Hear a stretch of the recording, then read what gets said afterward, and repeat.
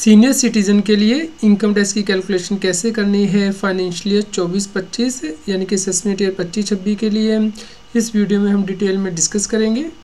CA Satbir Singh YouTube channel पे आपका स्वागत है। रेगुलर अपडेट के लिए आप हमारे चैनल को सब्सक्राइब कर लें। सीनियर सिटीजन के लिए इनकम टैक्स की कैलकुलेशन कैसे करनी है असेसमेंट ईयर 25-26 के लिए यानी कि 1 अप्रैल 2024 से 31 मार्च 2025 फाइनेंशियल ईयर के लिए, तो इसके बारे में हम इस वीडियो में डिस्कशन करेंगे। सबसे पहले हम देखेंगे कि यदि टैक्स पेयर की एज 80 ईयर्स एंड अबव है यानी कि tax payer super senior citizen है तो उस केस में टैक्स की कैलकुलेशन कैसे होगी। उसके बाद जानेंगे कि यदि व्यक्ति की उम्र 60 साल या उससे ज़्यादा है लेकिन 80 साल से कम है तो उस केस में टैक्स की कैलकुलेशन कैसे होगी। जैसे कि आप अपने स्क्रीन पे देख पा रहे हैं, यहाँ पे टैक्स पेयर की एज 80 ईयर्स है तो यहाँ पे सुपर सीनियर सिटीजन है। यहाँ पे हमने सैलरी इनकम ले ली यानी कि पेंशन इनकम टैक्स पेयर की, जो कि 75,000 रुपये पर मंथ के हिसाब से ली है। यहाँ पे टैक्स पेयर के पास दो ऑप्शन है, या तो वो ओल्ड रजीम ऑप्ट कर सकता है या नई रजीम। तो हम दोनों के अकॉर्डिंग टैक्स कैलकुलेशन समझ लेते हैं। तो यदि आप ओल्ड रजीम लेंगे तो आप स्टैंडर्ड डिडक्शन 50,000 की ही क्लेम कर पाएंगे पेंशन इनकम से। यदि आप नई रजीम लेंगे तो 75,000 रुपये की स्टैंडर्ड डिडक्शन आपको मिलेगी। उसके बाद आपकी नेट पेंशन इनकम आ जाएगी। उसके बाद यदि आपकी किसी और सोर्स से इनकम है तो वो भी आपको ऐड करनी है, जैसे कि सेविंग बैंक का इंटरेस्ट है, एफडी की इंटरेस्ट इनकम है, तो हमने यहाँ पे ऐड कर ली है। अब यदि आप ओल्ड रजीम ऑप्ट करते हैं तो आपको डिडक्शन मिलती हैं, जैसे कि LIC, PPF एक्स्ट्रा की, या फिर हाउसिंग लोन जो आपने रीपे किया है, या 80D यानी कि मेडिक्लेम एक्स्ट्रा की। इसके अलावा बैंक इंटरेस्ट की डिडक्शन भी आपको 80 TTB में मिलती है, मैक्सिमम 50,000 की। तो हमने यहाँ पे सेम बैंक इंटरेस्ट लिया था तो उसकी हमें डिडक्शन मिल जाएगी 15,000 तक की। यदि आपका ये अमाउंट 50,000 से ज़्यादा होता तो डिडक्शन 50,000 तक ही मिलती। तो ओल्ड रजीम में हमें 1,65,000 की यहाँ पे डिडक्शन मिल गई है, तो नेट इनकम हमारी 7 लाख रुपए आ गई है। जबकि नई रजीम में आपको कोई डिडक्शन नहीं मिलती है तो आपकी इनकम 8,40,000 रुपये मानी जाएगी इस केस में। तो अब ओल्ड रजीम के अंतर्गत जो टैक्स स्लैब है वो यदि व्यक्ति 80 ईयर्स एंड अबव है तो उस केस में 5 लाख रुपये तक उसे कोई टैक्स नहीं पे करना होता। 5 लाख से ऊपर की इनकम पे 10 लाख तक 20% और उसकी ऊपर की इनकम पे 30% है। तो हमने यहाँ पे जो इनकम लिया 7 लाख, इसमें से 5 लाख कम कर देंगे क्योंकि वहाँ तक कोई टैक्स नहीं है। उसके ऊपर 20% यानी कि 40,000 रुपये का टैक्स हमारा बन गया है। लेकिन यदि आप नई रजीम को ऑप्ट करते हैं तो उस केस में सीनियर सिटीजन या सुपर सीनियर सिटीजन में कोई डिफरेंस नहीं है, या फिर इंडिविजुअल में तो सेम स्लैब रेट है हर व्यक्ति के लिए, यानी कि 3 लाख रुपये तक कोई टैक्स नहीं है। 3 लाख से 7 लाख रुपये तक 5% टैक्स है, 7 लाख से 10 लाख तक 10% टैक्स है। तो आप यहाँ पे देख सकते हैं हमने 7 लाख में से 3 लाख लेस कर दिया है क्योंकि 3 लाख तक कोई टैक्स नहीं है, 5% टैक्स है। और उसके ऊपर की इनकम पे जो कि हमारी यहाँ 8,40,000 रुपये आई थी उसमें से हमने ये 7 लाख कम कर दिया क्योंकि 7 लाख तक हमने यहाँ पे पहले ही टैक्स ले लिया है ऊपर, और बैलेंस पे 10% टैक्स लगा दिया है। तो इस प्रकार यहाँ पे 34,000 का टैक्स बना। अब आपको कोई यहाँ पे रिबेट नहीं मिलेगी ओल्ड रजीम में भी या फिर नई रजीम में भी, क्योंकि ओल्ड रजीम में 5 लाख तक रिबेट मिलती है यदि आपकी इनकम रहती है 5 लाख तक, और नई रजीम में 7 लाख रुपये तक। तो यहाँ पे हमारी इनकम क्योंकि एक्सीड हो रही है इसलिए कोई रिबेट नहीं मिलेगी। इसके अलावा हमें 4% एजुकेशन सेस देना जो हमारा टैक्स बना है। तो ओल्ड रजीम में हमारा जो टैक्स बन रहा है वो 41,600 बन रहा है, जबकि नई रजीम में जो टैक्स बन रहा है वो 35,360 बन रहा है। तो यहाँ पे सुपर सीनियर सिटीजन यदि नई टैक्स रजीम को लेगा तो बेनिफिशियल रहेगा, तो आपको नई रजीम के अकॉर्डिंग टैक्स की कैलकुलेशन करनी होती है। यहाँ पे आपको ध्यान रखना है कि यदि व्यक्ति सीनियर सिटीजन है तो उसे एडवांस टैक्स पे करने की आवश्यकता नहीं होती यदि वो कोई बिजनेस नहीं कर रहा है। लेकिन यदि उसकी बिजनेस इनकम भी है तो उस केस में उसे एडवांस टैक्स पे करना होता है। 31 मार्च से पहले अपना पूरा टैक्स जमा करना होता है। तो यहाँ पे आप जब रिटर्न फाइल कर रहे हैं अपनी इनकम टैक्स की उस वक्त ये टैक्स पे कर सकते हैं। तो इस प्रकार आपकी टैक्स की कैलकुलेशन होती है। यदि आपको कोई TDS कटा है तो वो यहाँ पे लेस हो जाता है। मान लीजिए आपके एम्प्लॉयर ने पहले ही यहाँ पे 30,000 का TDS काट लिया है पेंशन से, तो आप यहाँ पे लेस कर देंगे। तो इस प्रकार जो नेट टैक्स है वही आपको पे करना होता है। या फिर यदि आपका TDS एक्स्ट्रा कट चुका है तो जब आप इनकम टैक्स रिटर्न फाइल करते हैं उसमें आप रिफंड क्लेम कर सकते हैं।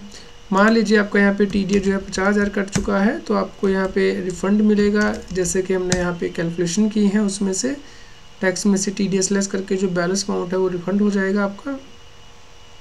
अब समझ लेते हैं कि व्यक्ति की एज 60 साल या उससे ज़्यादा है लेकिन 80 साल से कम है तो उस केस में इनकम टैक्स की कैलकुलेशन कैसे होगी। यहाँ पे हमने जो इनकम है वो सेम ली है, जैसे कि हमने अभी ली थी 9 लाख रुपया ओल्ड रजीम के अंतर्गत और 9 लाख रुपया नई रजीम के अंतर्गत। यहाँ पे भी आपके पास ऑप्शन है कि आप कोई भी रजीम ऑप्ट कर सकते हैं। तो यहाँ पे स्टैंडर्ड डिडक्शन ओल्ड रजीम में 50,000 की मिलेगी, जबकि नई रजीम में 75,000 रुपये की मिलेगी। यहाँ पे हमने सेविंग बैंक इंटरेस्ट ऐड कर लिया है, तो इनकम हमारी आ गई है। अब ओल्ड रजीम में आपको डिडक्शन मिलती हैं, जैसे कि LIC PPF एक्स्ट्रा की मैक्सिमम 1,50,000 रुपये तक। इसके अलावा 80 TTB में आपको डिडक्शन मिलती है मैक्सिमम 50,000 रुपये की, जो आपका बैंक से इंटरेस्ट होता है, भले ही वो सेविंग बैंक का हो या फिर FD का इंटरेस्ट हो।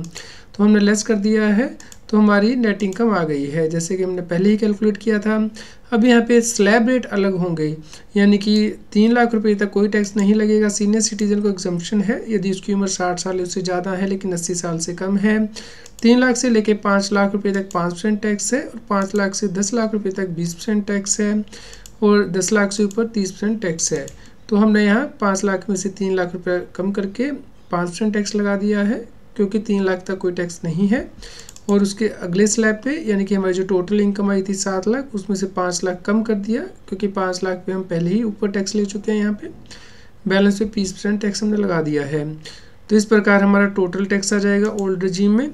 अब नई रजीम के अकॉर्डिंग जो स्लैब रेट है वो डिफरेंट है, यानी कि 3 लाख रुपये तक कोई टैक्स नहीं है। 3 लाख से 7 लाख तक 5%, 7 लाख से 10 लाख तक 10%, 10 लाख से 12 लाख तक 15%, 12 लाख से 15 लाख तक 20%, 15 लाख से ऊपर 30%।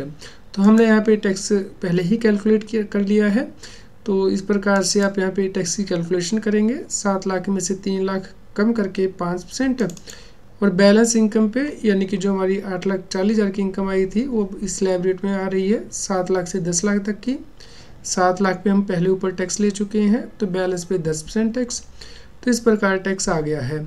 अब आपको कोई रिबेट नहीं मिलेगी ओल्ड रजीम या न्यू रजीम में। ओल्ड रजीम में आपको रिबेट मिलती है यदि आपकी इनकम 5 लाख तक रहती है, और नई रजीम में यदि इनकम 7 लाख तक रहती है। तो हमारी इनकम एक्सीड कर रही है, इसलिए हम यहाँ रिबेट नहीं ले रहे हैं। तो हमारा जो टोटल टैक्स बनेगा उसके ऊपर आपको एजुकेशन सेस 4% लगाना होगा। इस प्रकार टोटल टैक्स आ जाएगा ओल्ड रजीम में, नई रजीम में भी। तो यहाँ पे भी टैक्स पेयर के लिए ये यूज़फुल रहेगा कि वो नई टैक्स रजीम को ऑप्ट कर ले। तो यदि आपका टैक्स ओल्ड रजीम के अकॉर्डिंग कटा है, जब आप इनकम टैक्स की रिटर्न फाइल कर रहे हैं उसमें आप नई रजीम ऑप्ट कर सकते हैं। इसी प्रकार मान लीजिए आपका टैक्स नई रजीम के अकॉर्डिंग कटा है, लेकिन जब आप इनकम टैक्स की रिटर्न फाइल कर रहे हैं उसमें आप डिसाइड कर सकते हैं कि आप ओल्ड रजीम के अकॉर्डिंग टैक्स पे करेंगे। तो यहाँ पे भी यदि आपका TDS कटा है तो वो लेस हो जाएगा। मान लीजिए 20,000 का TDS कटा है, तो नेट टैक्स पेबल आपका यहाँ पे कम हो जाएगा। जैसे कि बैंक ने आपकी पेंशन पे TDS काट लिया है। यहाँ पे आपको ध्यान रखना है कि यदि आपका TDS ज़्यादा कट गया है तो उस केस में जब आप इनकम टैक्स की रिटर्न फाइल करते हैं उसमें आप रिफंड क्लेम कर सकते हैं। तो यहाँ पे ये भी ध्यान रखना है कि यदि आप अपने पैन को आधार से लिंक नहीं किया है तो उस केस में ज़्यादा TDS कट जाता है 20%। तो वो आपको तभी मिलेगा जब आप अपनी इनकम टैक्स की रिटर्न फाइल करेंगे, उस वक्त आप रिफंड क्लेम कर सकते हैं। उम्मीद करते हैं दोस्तों आपके लिए न्यूज़ यूज़फुल रही होगी। कृपया लाइक करें और शेयर करें ताकि सभी लोगों तक ये जानकारी पहुंच पाए और वो अपनी टैक्स की कैलकुलेशन कर पाएँ, समझ पाएँ। यदि आपका कोई क्वेश्चन हो तो आप हमें वीडियो के नीचे कमेंट करके ज़रूर बताएं। इनकम टैक्स की और अधिक जानकारी के लिए आप CS Adbase Singh YouTube channel पे जाके प्लेलिस्ट में जाके टॉपिक वाइज प्लेलिस्ट देख सकते हैं कि इनकम टैक्स में कौन से नए बदलाव हो रहे हैं, जैसे कि इनकम टैक्स अपडेट के अंतर्गत या फिर डायरेक्ट टैक्स कोड के अंतर्गत। रेगुलर टैक्स अपडेट के लिए इस चैनल को सब्सक्राइब करें।